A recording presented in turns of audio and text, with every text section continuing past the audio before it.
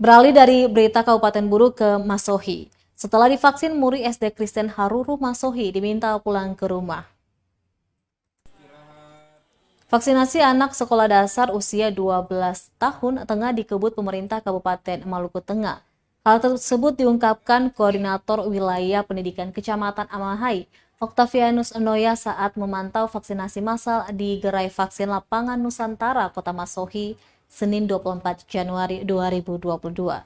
Pantauan tribunambon.com di Gerai Vaksin Lapangan Nusantara Masohi, Maluku Tengah, tampak antusias mengikuti vaksinasi ditemani kepala sekolah dan guru kelas. Usai divaksin, para siswa langsung diarahkan pulang ke rumah untuk beristirahat dengan tetap menjaga kesehatan. Selanjutnya, langkah tersebut pun tengah dikebut mengingat target pencapaian anak remaja di daerah itu masih tersisa 30% dari target 70% vaksinasi. Untuk diketahui, saat ini pihak Korwil Pendidikan dan Kebudayaan Kecamatan Amahai sudah berkoordinasi dengan seluruh elemen pemerintah hingga TNI Polri setempat untuk mengejar target anak remaja tuntas di awal tahun 2022. Diketahui vaksinasi oleh Polres setempat dibuka setiap hari mulai pukul 9 pagi hingga pukul 2 sore hari.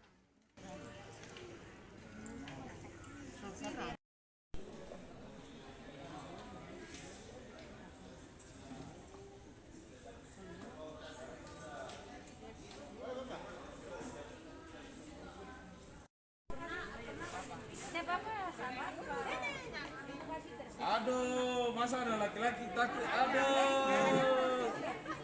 Aduh, ini dia tinggal di mana nih, Haruru le? Aduh. Terima kasih sudah nonton.